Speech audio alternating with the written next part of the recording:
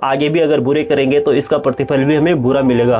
किसी न किसी का पैसा मैंने जो मेरे हक का नहीं था, जो डकारा था, आज ईश्वर ने उसे विद इंटरेस्ट मेरे जीवन से बाहर निकाल दिया। चलती दुकान के भी लात मार दी थी। अपनी खुद की टेलरिंग में 4-4 बंदों को काम देने वाला, 1000 रुपये रोज कमाने वाला। दोस्तों, एक समय ऐसा आ गया था कि मैं टाटा मोटर्स के अंदर मात्र 3500 रुपये महीने में जॉब करने के लिए तैयार हो गया। मुझे अच्छे और बुरे का कोई फर्क नहीं था, बस मुझे आगे बढ़ना था, कमाना था। मैं अंधी दौड़ में शामिल हो चुका था। तो वहाँ पर अच्छे की जगह बुरे कर्म ज़्यादा बनते हुए जा रहे। मेरे दुकान के अंदर लाखों रुपए की चोरी हुई। रात में दुकान के ताले तोड़े और वहाँ से लाखों रुपए मेरे अच्छे ब्रांडेड कपड़े निकाल लिए। नमस्कार दोस्तों, मैं सुरेंद्र नागर। दोस्तों, मैं हर बार मेरे वीडियोस में सिर्फ एक ही बात बोलता हूँ कि मैं इतना असफल हुआ।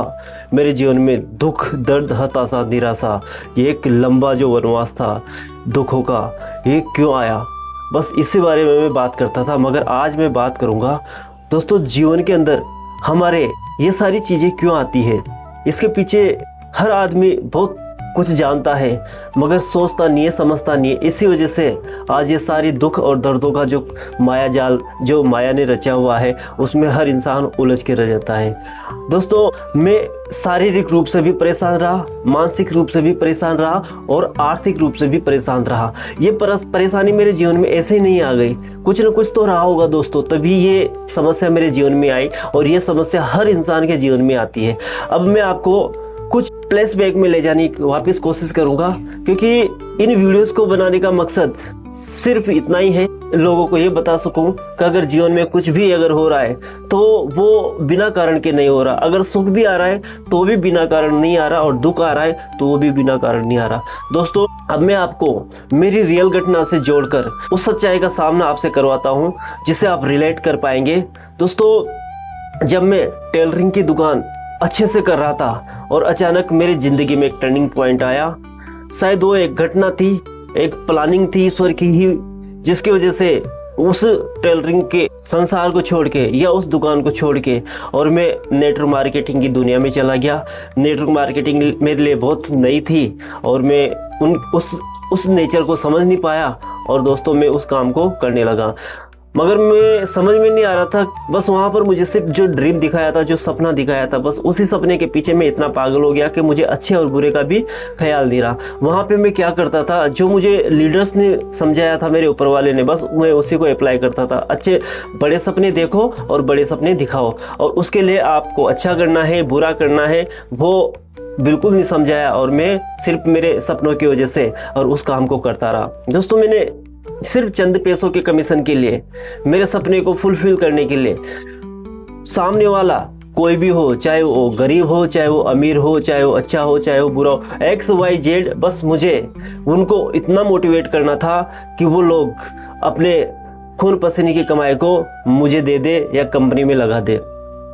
उसके बाद उनको मुझे ये भी पता था कि ये काम नहीं कर पाएंगे, ये यहाँ से सक्सेस नहीं हो पाएंगे, इनका पैसा डूबना सुनिश्चित है। मगर उसके बावजूद भी दोस्तों, मैं लोगों का पैसा लगवा रहा था और मैं चंद कमीशन के लिए मतलब वो काम करने लग गया जिसके मैंने सपने में भी सोचा भी नहीं होगा कि मैं किस रास्ते पे चल निकला हूँ।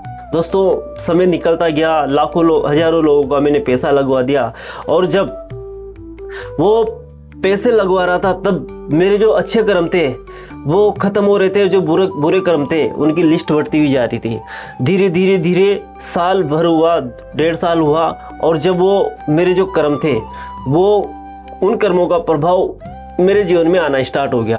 मेरे जो दुकान से पैसे कमाए थे सबसे पहले तो वो ख़त्म हुए, क्योंकि मैं सेमिनार, ट्रेनिंग वगैरह दुनिया भर की सारी चीज़ें कर रहा था। तो जो पैसा जो मेरे पास जो जमा पूंजी थी वो ख़त्म हुई। फिर मैंने पैसा लेना स्टार्ट कर दिया, लोन से लेना स्टार्ट कर दिया, या फिर जो लोगों के पास जो पैसे आते थे उनमें से कुछ पैसे रखने लग गया। तो इस तरह से मेरे जो कर्म थे वो धीरे धीरे खराब होने लग गए। अब प्रकृति मुझे अब उस लायक बना रही थी कि मैं दंड का भागीदारी बनूं। दोस्तों, फिर मैं धीरे धीरे जब समय गुजरता गया, जब कमीशन नहीं बन रहा था, लोग भी नहीं जुड़ रहे थे, क्योंकि लोग लगभग समझ चुके थे कि इस बंदे की नीयत और ये हमसे क्या करवाना चाह रहा था।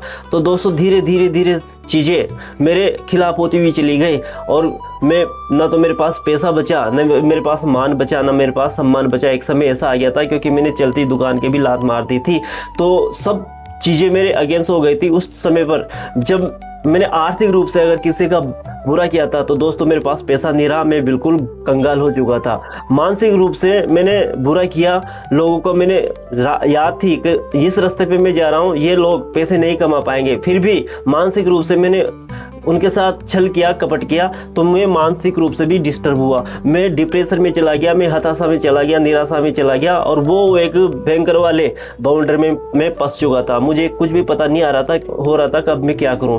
दोस्तों मैं नेटवर्क मार्केटिंग भी छूट गई और जो मैं हाथ में जो आ रहा था, अब सिलसिला ये हो चुका था कि मुझे अच्छे और बुरे का कोई फर्क नहीं था, बस मुझे आगे बढ़ना था, कमाना था। मैं अंधी दौड़ में शामिल हो चुका था। तो वहाँ पर अच्छे की जगह बुरे कर्म ज़्यादा बनते हुए जा रहे थे। उन बुरे कर्मों की वजह से मेरे जीवन में मतलब अंधकार बढ़ता हुआ जा रहा था, हताशा, निराशा, डिप्रेशन बढ़ता हुआ जा रहा था, मेरी मानसिक अशांति बढ़ती हुई जा रही थी और मैं सुसाइडल थॉट्स की तरफ जा चुका था। दोस्तों जब ये सारी चीज़ें हुई तो फिर इन सारी चीज़ों को से बचने के लिए, क्योंकि मैं बहुत ज़्यादा हताश और बहुत ज़्यादा निराश हो चुका था, मुझे कुछ समझ में नहीं आ रहा था कि मैं क्या करूं। जो बंदा अपनी खुद की टेलरिंग में 4-4 बंदों को काम देने वाला, 1000 रुपये रोज कमाने वाला, दोस्तों एक समय ऐसा आ गया था कि मैं टाटा मोटर्स के अंदर मात्र 3500 रुपये महीने में जॉब करने के लिए तैयार हो गया, क्योंकि मैं खुद इतना ज़्यादा परेशान हो चुका था कि अगर मैं ये जॉब एक्सेप्ट नहीं करता तो शायद हो सकता था कि मेरा जीवन वहाँ से आगे भी नहीं बढ़ पाता। इतनी ज़्यादा मैं डिप्रेशन में चला गया था। उसके बाद 3500 रुपये महीने में मैंने टाटा मोटर्स में काम किया। उसके बाद वहाँ साल भर एक्सपीरियंस लेकर फिर एक कंपनी में मैं ज्वाइन हुआ, ऑटोमोबाइल्स कंपनी के अंदर। वहाँ पर शुरुआत, क्योंकि मेरा एक्सपीरियंस अच्छा था तो मैं वहाँ पर 1-2 साल टिका रहा, मगर उस डिप्रेशन की वजह से मैं वहाँ ज़्यादा बात नहीं करता था, बोलता नहीं था। मगर वहाँ पर एक माहौल ऐसा था दोस्तों, जिस माहौल की वजह से एक ऐसा लूप होल था वहाँ के सिस्टम में, एक आदमी आसानी से 10-20 हज़ार रुपये का घपला कर सकता था। इतना मतलब सिचुएशन थी। मैं जब आया था ना तो ऐसी सिचुएशन मुझे वहाँ पर देखने को मिली। तो लोग वहाँ पर इस तरह से कर रहे थे, तो जाने अनजाने में, क्योंकि पिछले कर्म मेरे खराब हो चुके थे, मेरी बुद्धि लगभग पहले की जैसी थी नहीं, वो भी खराब हो चुकी थी, मेरी सोच खराब हो चुकी थी, तो मैं वहाँ पर भी अच्छे और बुरे का मतलब नहीं समझ पाया। तो मैं भी जाने अनजाने में छोटी मोटी जो नहीं करना चाहिए था वो काम करने लग गया, जो हक मेरा नहीं था वो हक मैं मारने लग गया। ज़्यादा बड़ा तो मेरे अंदर हिम्मत नहीं थी, मगर वो छोटे छोटे गलत काम एक दिन बड़े रूप में मेरे सामने आने लग गए। दोस्तों जब मैं वहाँ से, उस कंपनी से, जब मैं सालों बाद काम करके जब बाहर निकला, जब मैंने खुद का काम स्टार्ट किया, जब मैंने रेडीमेड गारमेंट का काम स्टार्ट किया, 1-2 साल वहाँ पर काम करने के बाद दोस्तों मेरे दुकान के अंदर लाखों रुपए की चोरी हुई। रात में दुकान के ताले तोड़े और वहाँ से लाखों रुपए, मेरे अच्छे ब्रांडेड कपड़े निकाल लिए, मेरा जो लैपटॉप था वो निकाल लिए, और भी बहुत सारे कम से कम लाख रुपए के ऊपर का वो टोटल घपला करके गए चोर। तो जब मैं सवेरे उठ के जब दुकान पे गया तो पहली चीज़ तो उन सारी परिस्थितियों को देखकर एकदम मैं हक्का बक्का रह गया कि ये क्या हो गया ईश्वर। मगर दूसरे पल दोस्तों आप यकीन नहीं पालोगे, मैं बिल्कुल शांत हो गया। शांत क्यों हुआ? मुझे ऐसा लग रहा था कि ये जो मैंने कर्मकांड किए थे, जो मेरा हक नहीं था फिर भी मैंने मारा, इसकी वजह से ये कर्म दंड ईश्वर की तरफ से मुझे भेजे गए थे। यानी कि मानसिक रूप से भी मैं परेशान था, अब आर्थिक रूप से भी मैं परेशान होने लग गया। क्यों? क्योंकि जो मैंने थोड़े बहुत लोन लेके, थोड़ा बहुत कुछ इधर उधर से करके दुकान लगाई थी, और वो जो पैसा इकट्ठा किया था वो लाख रुपए, 1.25 लाख रुपए का माल मेरा चोरी हो गया। पहली चीज़। उसी के 2 महीने 4 महीने के बाद फिर एक घटना घटी। मेरा एक दिल्ली का व्यापारी था जिससे मैं माल लेता रहता था, उसने मुझे सैंपल भेजे और मैंने ऑनलाइन ही उस बंदे से 2.5 लाख रुपए का माल मंगा लिया। अब दोस्तों उस बंदे ने मुझे जो 2.5 लाख रुपए का जो माल था, बिल्कुल कचरा, बिल्कुल बेकार, सड़ा गला, जिसको मैं बेच ही नहीं सकता था, मेरे पास सारे 2.5 लाख रुपए का माल आ गया, और वो 2.5 लाख रुपए भी मैंने लोन लेकर और उसको पे किया था। जब मैंने वो माल खोल के देखा तो मेरा दिमाग ख़राब हो गया। मैंने कहा ये क्या है यार, इसको मैं कैसे बेचूंगा। जब मैंने उसको फ़ोन किया तो उसका फ़ोन भी स्विच ऑफ हो गया था, और फ़ोन भी अगर किया तो वो बंदा बिल्कुल मना कर चुका था कि भाई साहब अब मैं इसको एक्सेप्ट नहीं करूँगा, मैं रिटर्न नहीं करूँगा। दोस्तों मैं करता भी क्या, मैं ऑलरेडी लोन लेके उलझ चुका था और माल मेरे पास आ चुका था। बोरे भरे के भरे बोरे दुकान पे सड़ने लगे। मैं उनको बेचने की कोशिश कर रहा था तो वो बिकते नहीं थे। मैं बाहर भी ले जाकर बेचने की कोशिश करता था तो वो बिकते नहीं थे। दोस्तों वो 2.5 लाख रुपए का जो माल था उस पर लगभग मुझे 1 लाख 1.5 लाख रुपए ब्याज का भी चुकाना पड़ा। कम से कम 4 लाख रुपए मुझे उस एक छोटी सी गलती का चुकाना पड़ा। मगर जब इन सारी चीज़ों को मैंने जब वापस कैलकुलेट किया तो फिर मैं शांत हो गया। मैंने कि नहीं नागर, ये हमारे ही कर्म दंडों का विधान था, ये हमारे कर्म दंडों का प्रतिफल था जो आज हमें भोगने को मिल रहा है। दोस्तों उस बड़े दंड को भी मैं आसानी से झेल गया। वो जो बड़ी हानि थी उसको भी मैंने स्वीकार कर लिया, क्योंकि मुझे पता था कि ये जो मैंने कर्म किए थे, किसी न किसी का पैसा मैंने जो मेरे हक का नहीं था, जो डकारा था, आज ईश्वर ने उसे विद इंटरेस्ट मेरे जीवन से बाहर निकाल दिया। दोस्तों ये चीज़ें होनी थी और ये चीज़ें मेरी ज़िंदगी में घटी। मैं मानसिक रूप से भी परेशान रहा, मैं आर्थिक रूप से भी मैं परेशान रहा और मैं शारीरिक रूप से भी परेशान रहा। मैंने किसी न किसी तीनों रूप में गलत किया था। ईश्वर ने उसे विद इंटरेस्ट मेरे जीवन से वापस निकाल लिया। मगर थैंक्स, धन्यवाद उस परमपिता परमात्मा का, कुछ ज़्यादा समय नहीं लगाकर, और वो जो मेरे गलत कर्म थे उनसे जो मुझे पीड़ा हुई, वो सारी चीज़ें उस परमात्मा ने विद इंटरेस्ट मेरे जीवन से बाहर कर दिया। आज मैं मुक्त हूँ उन सारी चीज़ों से। अगर दोस्तों वो चीज़ें अगर मेरे जीवन में नहीं आती, जो गलत काम किए थे उसका प्रतिफल अगर मेरे जीवन में नहीं आता, तो दोस्तों वो धीरे धीरे नासुर बन जाता। हो सकता था वो और बड़ा विकराल रूप में मेरा नुकसान करा सकता था।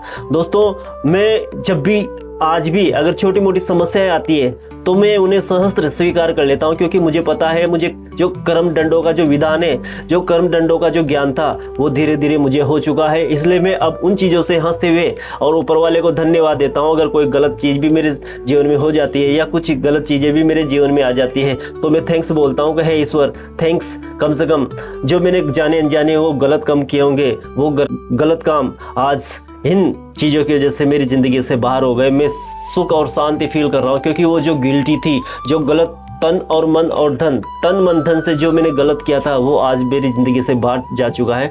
दोस्तों आज इस वीडियो को बनाने का जो मकसद था, सीधा सिंपल और क्लियर था। अगर आपके जीवन में भी अगर कोई समस्या आती है, चाहे वो शारीरिक रूप से हो, चाहे वो मानसिक रूप से हो, चाहे वो आर्थिक रूप से हो, किसी भी रूप से अगर आपके जीवन में कोई समस्या आती है, तो दोस्तों 2 मिनट शांति से बिल्कुल ये सोचें कि क्या मैंने किसी के साथ बुरा तो नहीं किया, शारीरिक रूप से, मानसिक रूप से, आर्थिक रूप से।